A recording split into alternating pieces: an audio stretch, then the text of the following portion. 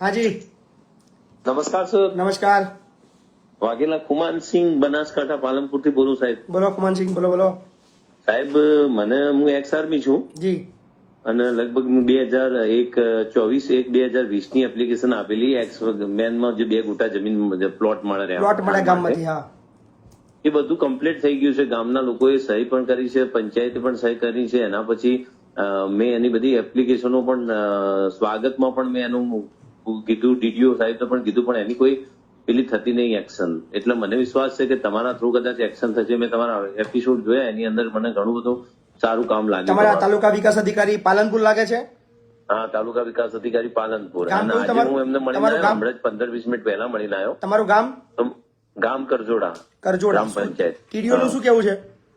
TDO સાહેબ કે હું તો એક્સ સર્વિસમેન જ છે સાહેબ, પણ મેં કે મારો કોઈ હોદ્દો નથી, હું તો તમને કે કહી શકું. પણ એમને એક લેટર લખ્યો હતો કે ગામના લોકોએ હોદ્દા અરજી આપેલી છે અને એમને ઠરાવ કરેલો, પણ લેટરમાં એવું કઈ લખેલું નહીં ઠરાવ કરેલો. પણ એમના ગામના લોકોને કોને સત્તા ઠરાવ આપી? કરેલો વાધા એવું વાધા નથી આપ્યું. સરકારના ધારાધોરણ મુજબ ગામના લોકોની કોઈ સત્તા નથી કે તમને અટકાવી શકે એ બાબતમાં?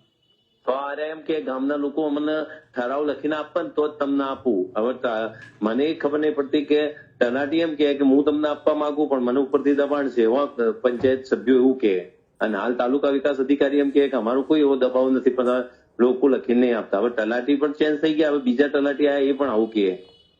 લોકો શું લખીને આપે? લોકો જો પાવર છે તો હવે તલાટી ક્રમ મંત્રીને તમે સાહેબ પૂછી શકો, મારા નંબર છે એમનો બોલો નંબર, વાત કરીએ. 79 એક જ મિનિટ.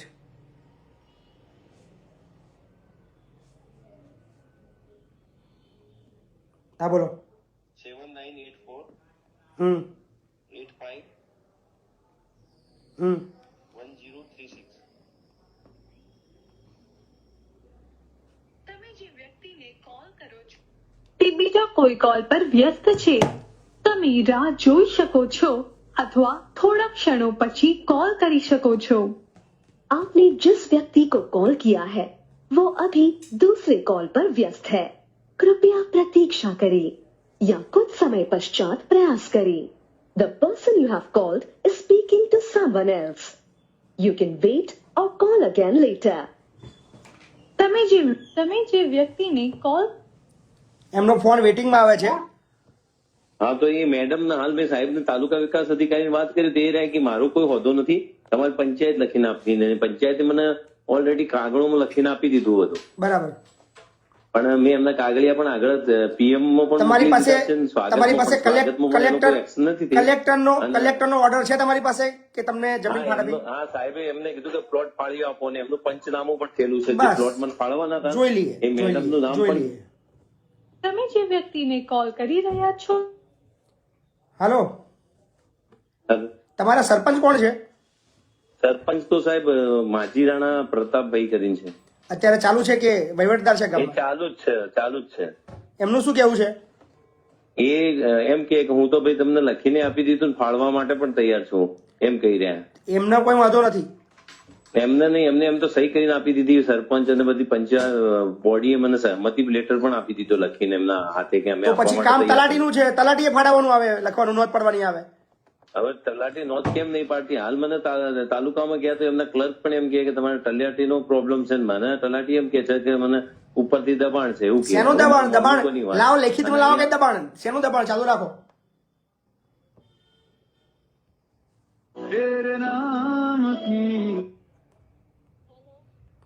હાલો, હેલો. હા, તલાટી મેડમ બોલો છો?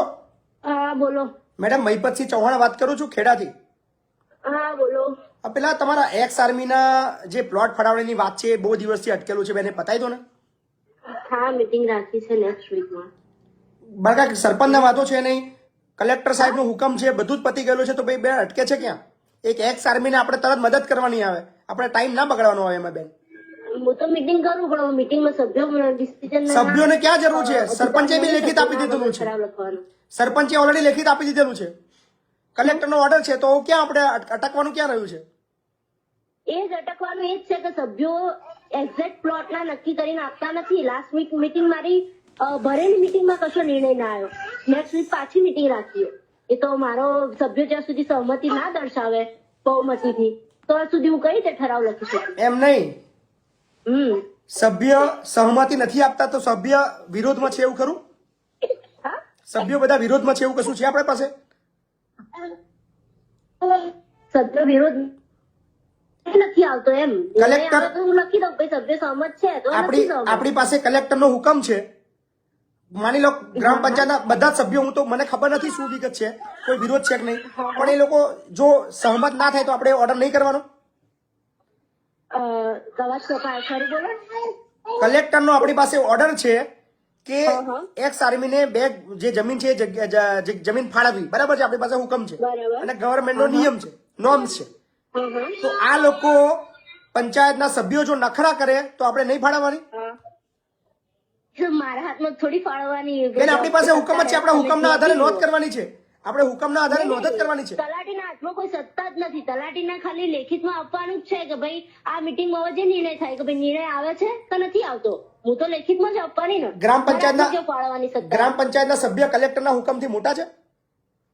નથી. પણ હું એ જ કહું છું ને કે એ લોકો નિર્ણય ના લાવે કે બહુમતી કે ભાઈ કોઈ રીતે, તો મારે તો લેટર લખીને તો આપો ને, આપવાનું. નોટિસ આપો ને બેન, બેન નોટિસ આપો. ઉપર સભ્ય નિર્ણય તમે નથી લેતા. તમે આગળ ઉપરના તમે લેવલના તલાટી કોઈ તરીકે લેવું લે. તમે તલાટી તરીકે સભ્યોને નોટિસ આપો. એક મિનિટ, હું મહિના પહેલા જ મારી બદલી થઈ છે કગજોડામાં. જી. એક મીટિંગ મેં ઓલરેડી લઈ લીધી છે અને બીજી મીટિંગ મારી અઠવાડિયે આવતા વીકમાં છે જ. બરાબર? એટલે મારું કામ તો કમ્પ્લીટ જ ચાલે છે. તમે પણ નોટિસ આપો ને, એ લોકોને નોટિસ આપો કે ભાઈ આની અંદર ચુકાદો લાવવાનો છે. એક આર્મી છે બિચારો હેરાન થઈ રહ્યો છે. મીટિંગમાં જે નિર્ણય આવશે એ બીજું તમે કોલ કરીને કહીશ. મીટિંગમાં નિર્ણય નહીં લેવાનો બેન, આપણો હુકમનો પરિપત્રનો અમલ કરવાનો છે બેન, આપણે નિર્ણય નહીં લેવાનો. સારું, તો હું નિર્ણય લઈને આપું. આગળ ડીડીઓ સર માન્ય ના રાખે તો કે તલાટીનો હુકમ નહીં ચાલે, તમે તે સભ્યોના ઠરાવ લાવો તો બેન કલેક્ટરનો ઓર્ડર છે, કલેક્ટરનો ઓર્ડર ખબર છે તમને? કલેક્ટરનો ઓર્ડર તમે મને કલેક્ટરનો તમને order પૂછવાનું નહીં કીધું, કલેક્ટરે તમને પૂછવાનું નહીં કીધું, ગ્રામ પંચાયતના સભ્યને પૂછીને એ હા પડે તો આપે એવું નહીં કીધું તમને. મારો સાંભળો, મારો અહીંયા જ WhatsApp નંબર છે, તમે મને WhatsApp કરો. બરાબર? ના ના વોટ્સએપ નહીં બેન, આપણે ફોન પર વાત થઈ રહી છે, વાત કરો ને ફોન પર, શું વાંધો છે? અવાજ clear નહીં આવતો. અને Complete clear સંભળાય છે. કલેક્ટરનો હુકમ હું આગળ જોઈ લઈશ. તમને કલેક્ટરનો હુકમ આપ્યો છે? આમાં કલેક્ટરનો હુકમ આવ્યો નહીં હજી. નહીં આપ્યો? હાલો હાલો, હેલો. હા સર, આ એવું કે છે તલાટી કે કલેક્ટરનો હુકમ નહીં આપ્યો એવું કે છે? કલેક્ટરનો હુકમ નહીં, અમને પ્લોટ ફાળવવા માટેનો ડીડીઓ નો લેટર છે સાહેબ. હું આપી તમારી દીધેલો છે? પાસે શકું. લેટર એમને આપી દીધેલો છે તમે ફાળવવા માટેનો? હા એમના કને લેટર, એમના કનેથી જ મેં કોપી લીધી, એને આપવા માંગતા હતા પણ એક ભાઈ વિરોધ કર્યો ને, એના પછી એમને મને પ્લોટ નથી આપ્યા. અને હાલ પંચાયત બોડી મને તાલુકા વિકાસ અધિકારી એમ કહે કે મેં એવું કંઈક કર્યું નહીં, તમારો લેટર ઠરાવ આવી જાય તો હું આપું. પંચાયત બોડી મને કહે કે અમે ઠરાવ હાલવા માટે તૈયાર હું. મને કાલે કોણ પંચાયત બોડી? ડીડીઓ નો ઓર્ડર આવ્યો પછી શેની પંચાયતની બોડી? હા તો એટલે એક આર્મીને યાર શા માટે આવું કરી રહ્યા છે, મને નવાઈ લાગે છે ગુજરાતમાં. તમે એક કામ કરો, સાહેબ 3 વર્ષથી હેરાન કરે છે. સાંભળો મારી વાત પહોંચો, મારી વાત સાંભળો. હા સાહેબ. અત્યારે તમે ટીડીઓ ને મળો, એમને એવું કહો કે 7 દિવસમાં મને જો પ્લોટ ફાળવવામાં નહીં આવે હા તો 7 તારીખે મહિપતસિંહ ચૌહાણ આવી રહ્યા છે તાલુકા વિકાસ અધિકારીને મળવા તાલુકા પંચાયતમાં. હા સાહેબ. કહી દો, એવું સૂચના આપી દો.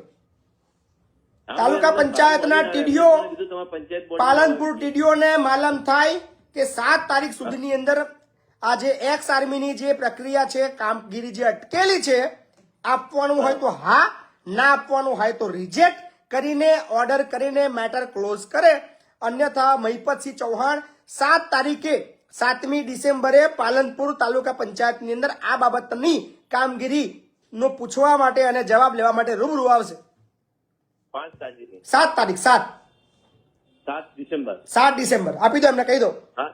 હા તો હું મળી લઉં હાલ. 7 તારીખ પછી જવાબ આપવો પડશે. તલાટી બી નહીં ભાગી શકે જવાબમાંથી, ટીડીઓ પણ નહીં ભાગી શકે, અને જે બી લોકો છે એ બાબતની અંદર જવાબ આપવામાંથી બચી નહીં શકે. જવાબ આપવો પડશે અને ગુજરાત જવાબ માંગશે.